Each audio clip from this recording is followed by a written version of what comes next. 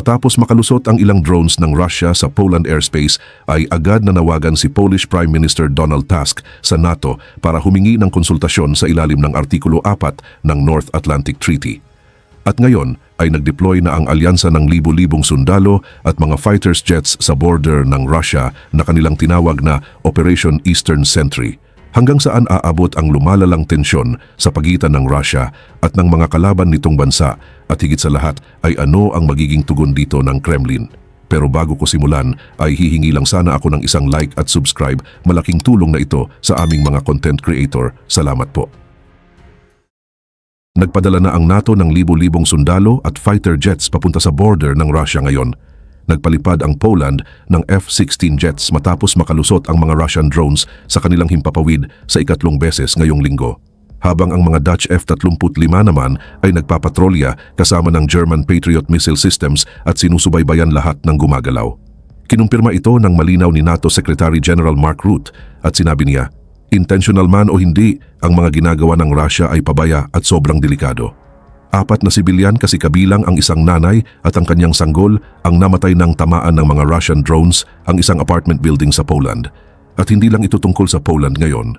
Ang France din ay nagpapadala ng Rafale fighter jets para palakasin ang eastern border ng NATO. Habang ang United Kingdom ay nagde-deploy ng Typhoon squadrons papunta sa Lithuania. Ang Netherlands naman ay nagpadala agad ng 2 Patriot missile batteries papunta sa Warsaw. At ang Czechia ay nagdadala ng 1,000 sundalo kasama ang 3 Mi-17 helicopters papunta sa Polish frontier. Nangyari ang pagmobilize ng NATO matapos magpakawala ang Russia ng mahigit 800 drones sa Ukraine sa pinakamalaking pag-atake mula noong 22. Pero 12 sa mga drones na iyon hindi tumama sa target sa Ukraine. Lumampas sila papasok sa Poland, isang NATO member state.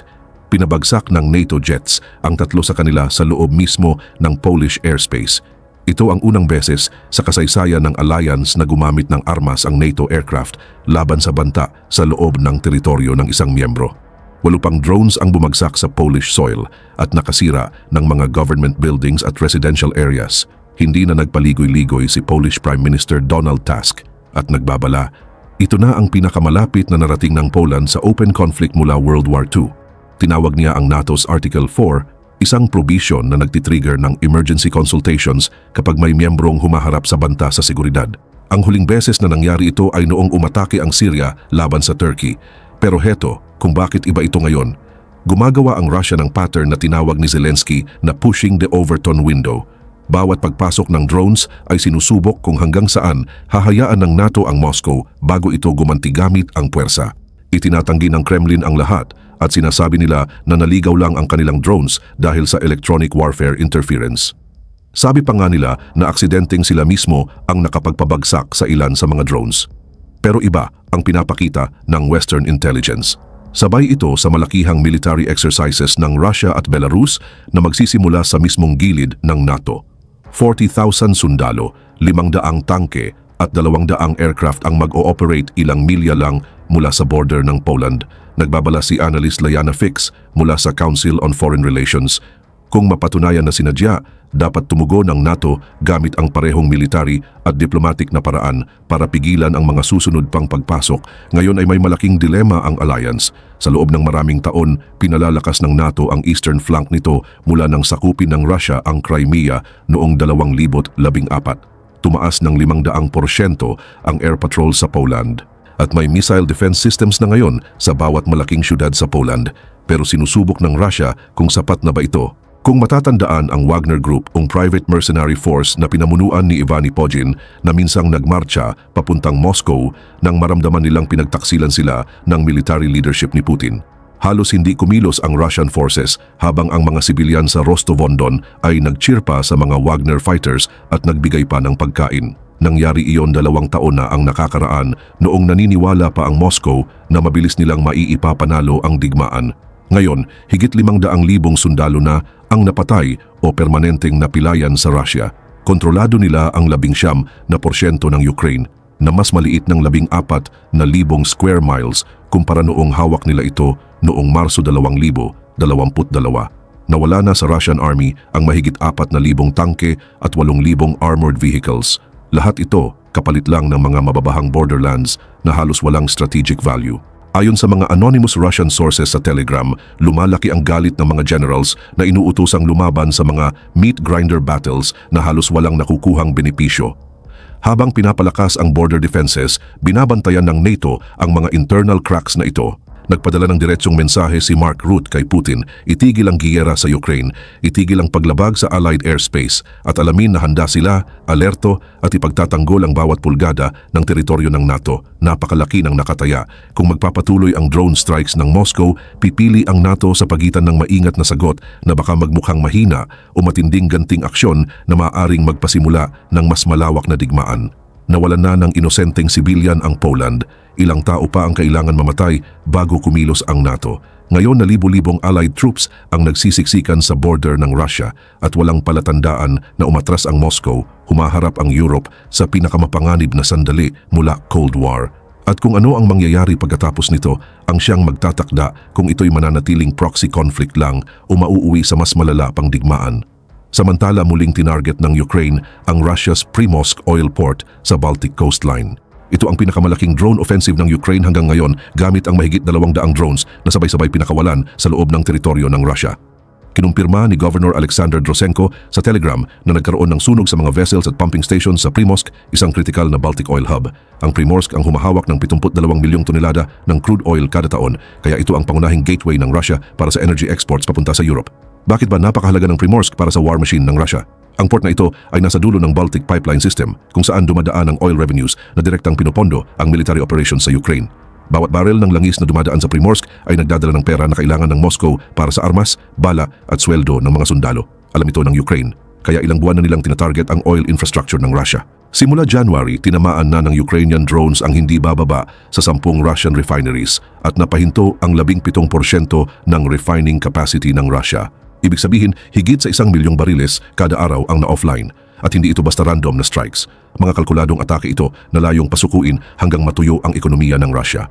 Ayon sa Russia, na-intercept daw nila ang higit 200 drones sa buong bansa, kabilang ang 28 sa Leningrad region. Pero intercepted ay hindi ibig sabihin na natigil. Bumagsak ang debris mula sa mga na-down na drones sa maraming bayan malapit sa Primorsk, dahilan para suspindihin ng mga otoridad ang flights sa Pulkovo Airport sa St. Petersburg. Samantala, pinalalala ng Russia ang sarili nilang drone campaign laban sa mga lungsod ng Ukraine. Kamakailan lang, pumatay ng sibilyan ang Russian drones sa Kiev at nakasira ng government buildings. At malinaw ang pagkakaiba. Target ng Ukraine ang military at industrial infrastructure, habang ang Russia naman ay tumatama sa mga apartment blocks.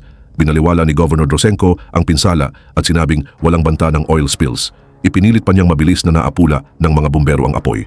Pero hindi niya nabanggit na ang pansamantalang abala sa Primorsk ay nagdulot ng malaking problema sa logistics ng export schedule ng Russia.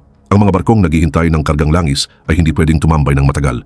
May kontrata, deadlines at kompetisyon mula sa ibang ports. Bawat oras na offline ang Primorsk, milyon-milyong dolyar ang nawawala sa Russia sa kita at multa. At pinakamasama pa, hindi ito magandang timing para sa Moscow. Kasi ang winter ay nagdadala ng mas mataas na energy demand sa Europe na dati ay peak earning season ng Russia. Pero dahil sa sanctions, bumagsak na ng 60% ang oil exports ng Russia papuntang Europe. At ngayon, sinisiguro ng Ukraine na kahit yung natitira pa ay hindi magiging tuloy-tuloy.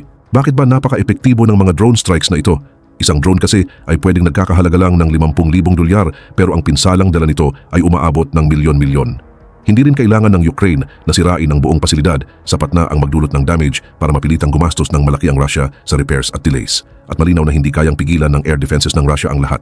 Kahit may intercept claims, sunog pa rin ang lumalabas sa mga kritikal na pasilidad. Sa Leningrad region lang, mahigit 30 drones ang nakapasok sa airspace at hindi rin ito unang beses na tinamaan ng Ukraine ang Baltic oil infrastructure. Tinarget na nila ang mga refineries sa Bryansk, storage facilities sa Rostov at pumping stations sa buong Western Russia. Bawat atake ay pumipilit sa Moscow na ilipat ang kanilang resources palayo sa front lines para ipagtanggol ang mga pasilidad na nasa daan-daang milya mula sa Ukraine. At mas malawak ang pattern na nakikita dito. Ang Ukraine ay lumilipat mula sa defensive survival papunta sa economic warfare.